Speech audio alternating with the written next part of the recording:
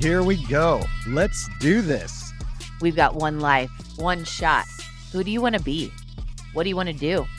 Addicted to Betterment, a podcast to inspire us to keep going, to try something new, to dream, to think big, bigger, to overcome. Here we go. Here we go. Here we go. Hey friends, David here with Addicted to Betterment. So I am going solo today. I'm going without my favorite podcast host, my favorite human, definitely the best and most attractive podcast host that I know, and that's my wife, Nikki. This is a joint collaboration between her and I, and it's probably not a good idea to go solo. So I'm reminded of being a father of 4 boys, and if you're a parent, you can relate to this. So I remember teaching my boys when they were super young to ride a bike. And we've all done it, all of us parents. It's one of the most terrifying and sometimes comical things that we do as parents. But, I remember, they're riding around on their training wheels and riding all over the neighborhood. And it comes the day where you're like, okay, it's time to take the training wheels off. And the first time that you take the training wheels off, you watch them, you're running alongside them and then you kind of let them go and you watch they're just wobbling all over the place and the bike's wiggling and you just know they're going to crash at any time. And somehow they keep going. Sometimes they do crash. So that's how I feel today. I feel like the training wheels have come off and it might be a little wobbly, but we're going to try to get down the road safely today. So I'm excited to talk about something. It's the end of the year. It's cold and snowy here in Indiana. And if you are listening to Addicted to Betterment, you're probably like me and Nikki and setting big goals and trying to consistently become the best version of yourself. If you're saying anything like 2025 is going to be my best year ever, or I'm going to break this habit in 2025, or I'm going to do this thing, I'm going to achieve this goal. Or maybe it's take the bucket list trip. Maybe it's start the business.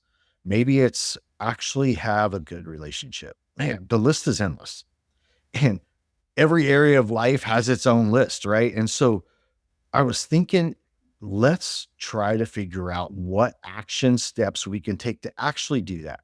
So many times we have these big goals, these big dreams, these ideas, and then a year later, we're still talking about the same thing, or we're still trying to overcome the same thing. And what are some things that we can do that we can put in place to actually do the thing?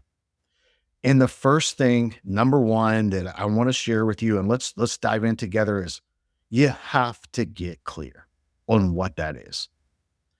If it's a relationship, you have to get clear on what kind of relationship you want. You have to get clear on what the goal is. Maybe it's fitness. Rather than having these vague goals and obscure things that we're trying to accomplish, we have to get super clear and super specific on what that is. Maybe it's a financial goal. Maybe it's, I want to get out of debt. You got to get super clear on what exactly that is. Maybe it's break a habit that you've had for a long time. And you're like, man, this is the year I'm going to overcome. Number one is you got to get super clear on what that is. If I'm going to Key West, Florida, or if I'm going to Palm Springs, California, that's 2 very different directions. And I've got to get super clear on where I'm going so I know what direction to take and what turns to make and what things to avoid. And so often we just have vague ideas and we want to accomplish vague things. And, it's interesting in business. The more clarity you can give your team and the more clear goals and clear action steps they can take, without clarity, that there's nothing can be accomplished. Nothing can be done. And so I work with businesses a lot. And one of the things that business owners and individuals, one of the things I love to help people with is get super clear on what it is they're trying to accomplish. And I know for me in business, man, if I don't have clarity on exactly what I'm trying to accomplish and what my metrics are and what happens when I reach certain goals, it's debilitating for me. It's paralyzing. because I don't know what actions to take. I don't know what steps to take and what turns to make and what strategies to put in place unless I have very clear vision, very, very clear vision. So the first thing I would say, friends, get clear. Take the time, do the work. And we operate in our home. If it's not a hell yes, it's a hell no. And so stay committed to getting clear until it's a hell yes. So often we waffle on what it is, and we have these, we're not really clear on what it is, and we kind of think this, and then we pivot and we think, maybe I'll get this direction, or I'm kind of half in and half out of my relationship. You're never going to have a good relationship unless you get really clear on what kind of partner you want to be, what kind of partner you want. You know, so many men that I talk to and work with, they're trying to kill it in business and they're unhappy in a relationship. And I want to say, hey, get clear on the man you want to be. Start there. Get clear on who you want to be, and then you can get clear on how you want to be that. Get clear on the business that you want to start. And then you can put the action steps in place. But the first thing, get clarity. Take the time, get clarity, and then you know where to go from there. And the second thing I would say to have your best year ever, or be the best version of you that you've ever been, or to do the thing, take the trip, whatever, decide. And you're thinking, David, that sounds so elementary. Of course, you got to decide. No, you've got to really decide what it is that you want and what you're going to do. Because whatever you get clear on, if you haven't already done it, it's probably because it's difficult. If you haven't gotten the relationship that you really want, it's probably because it's going to take some work and there's going to be some resistance to achieve the goal.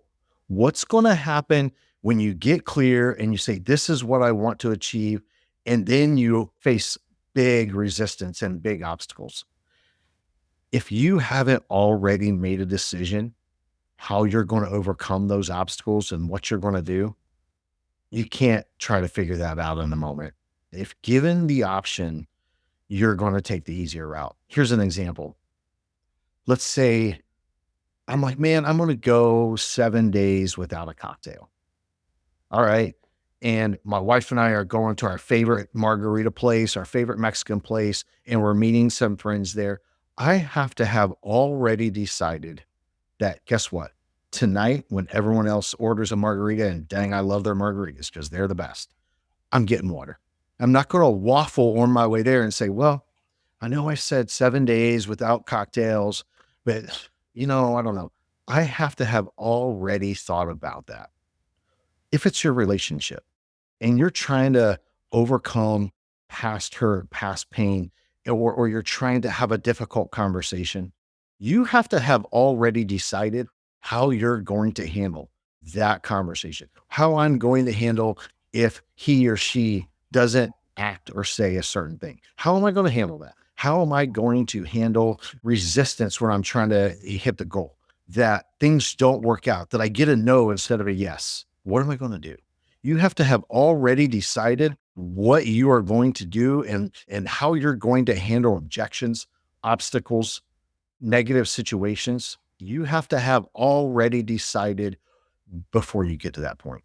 If it's to start a business, here's what I'm going to tell you, friends. It's not going to be easy. If it's to get out of debt, if it's to finally have a good relationship with your significant other, if it's, I want to lose weight, so many of us, man, we're going into this next year and man, I'm going to lose 30 pounds. I'm going to run a half marathon. Here's my ask. What are you going to do in week 4 when the motivation is gone, the excitement is gone, and man, I don't know. You have to have already decided what you're going to do. If you haven't already decided, committed, you can't negotiate with yourself. Already make that decision that you're going to do the thing and you're going to follow through. Then when you get to the obstacle, then when you get to the 3rd week into your weight commitment, you've already decided what you're going to do when that motivation leaves, or when the relationship isn't going as fast, or changing as fast, or whatever it is. You've already decided how you're going to handle that situation. You have to get clear you have to decide. And then third, you have to take action. Man, you know, my wife, Nikki, has a practice that I've adopted. And when she decides to do something or has an idea, she takes action immediately. So the practice is if I can do it in less than 30 seconds, I'm going to do it now, right now. So an example of that is, hey, I want to send a text to so and so and see if they want to meet for dinner, or send an email to try to get the meeting. Do it right now. Stop. Do it right then. Otherwise, you may not do it. So the best practical tip I can give you is take action right away. But take action. So what does that look like? In as you're preparing to have your best year ever, preparing to be the best version of yourself. When you're thinking that through, figure out what action steps you're going to need to take. Get clear, then decide, and then what action steps, and then take them. Take one. So we've all heard it. It's so cliche, just take the first step. And man, I have found over and over, as simple as that sounds and as cliche it is so practical and so true. So recently, I was working on this platform and this program that I was wanting to start in my community in Indianapolis, and I've had this idea for so long. And I knew how impactful it would be, and I was excited about it. It wasn't a lack of enthusiasm on my part. It wasn't even a lack of confidence. It was just this idea I'd been rolling around in my head, and I talked to several friends about, and they were like, "Oh man, that's awesome. You're so good at that. You should definitely do that. Oh man, that's so great." You know how many times I heard that? A ton. And I'm sitting at breakfast one day with a dear friend, and his name's Tommy Richardson. Tommy is 86 years old and just an incredible human. And we're sitting there talking about it. And he says, "So when are you going to do it? When are you going to do the first thing?" And I replied as I always do. I was like, "I don't know. I need to put some plans together." And he's like, "No, no, no. Let's get something in place before we leave breakfast today." And I'm not ready, Tommy. I actually need to think through. No, no, no. You don't need to think through. I just want you to start. Just put something on the calendar. Man, it felt overwhelming, but he was relentless. And because I love the guy and respect him, and he's an extremely wise man, I put something on the calendar. I sent some text messages out and said, "Let's do this." And I wasn't ready at all. Had nothing prepared. I felt completely overwhelmed. I truly felt like this is so stupid. I need to put so many things in place, but I did it. And next thing you know, one thing led to another, led to another, led to another, and it took action, and it happened. And I can give 15 examples of that that's working in my life right now, where you know you have this idea, you have this thing. Just take a step, take action, get clear, decide. Don't wait till you get in the moment and face negative situations or obstacles to decide what you're going to do. You have to already decide, and then take action. Take an action, a small action. Recently my wife and I climbed Camelback Mountain in Arizona, and it was so fun. It was so fun. Lots of funny stories from that. But I remember driving with some friends as we were going to climb that, and we're about a few miles away, and you could see it up ahead. What in the world? And that's what we're going to climb. How in the world are we going to get up that? And the reality is, you park and you start walking, and you find the trail, and you just start climbing one step at a time. But you can't get to the top of the mountain unless you start climbing. And at the end of the day, we took some great pictures at the top, great views, incredible experience, but we had to start. You have to start at the bottom and just climb your way to the top. And it's one step at a time. So take action, whatever it is. I'm going to ask you to pause right now. Think about what that is in your life. And if you already know, what action steps can you take? Figure out the action steps and take a step. And I know you've heard it a million times. This is not new. None of this content is new. You've heard this over and over, but that first step leads to the next step, leads to the next one. And next thing you know, it's a snowball. And so I promise you, if you just take action, take the first step, it'll help and you'll get started from there. And then finally, ask for help. If you're anything like me, this is the hardest part. This is the hardest part. It's so easy to decide, commit, do the things, and, take the hard way. And it's so hard for some of us to ask for help. You know, I have this incredible group of friends in my life of, we'll call them alpha males who are driven, incredible. I look up to them, admire them, respect them. Honestly, I feel a lot of them are a little bit ahead of me in many areas in life. And man, the ones that I look at and respect the most that are truly killing it, the ones that are truly killing it, they're not afraid to ask for help. It's mind blowing. And the ones that I'm around and when I'm talking to them and I hear them talking, I'm thinking, dude, you're just posturing. You're not legit. This is for my brothers out there right now. If you're a female and you're listening to our podcast, thank you. Thank you. I'm sorry that I didn't have my favorite female on here today, but I'm going to ask you to close yours for a second and let me talk to my brothers. So fellas, listen, being a strong, driven alpha man, it's okay to ask for help. As a matter of fact, I'm going to tell you, as I said before, all of the strongest men that I know ask for help and share their feelings. If you're an alpha dude right now and you're like, man, that's just not me. I'm not the type to share my feelings and ask for help. I'm going to call BS. I'm going to call BS. I've seen you sharing your feelings at your kids' basketball games and at the Colts football game and at watching your favorite sports team. I'm going to call BS. You do share your feelings. You're not afraid to say how pissed off you are at the coach that coaches the other team or your favorite NFL team and the decisions that they made. You share your feelings all the time. Just because you feel like it brings you down a little or makes you less of a man to look at your fellow man and ask for help, I promise you, you will connect in ways you've never connected before. We got to eliminate this idea in our society that being vulnerable and asking for help makes you less of a man. I'm telling you, all of the men in my life that are alpha dudes that I would take into battle with me every single day against anything are the guys that don't hesitate to ask for help and show up with vulnerability. So ask for help, guys. Anything that is great to be accomplished can't be accomplished alone. If you can accomplish it alone, you're probably setting your goals too low. So in order to accomplish the best things in life, we need help. And man, it's amazing when someone asks you for help. All of us as humans are wired to say, absolutely. How can I help you? And the reality is we limit ourselves. We limit ourselves in what we can accomplish.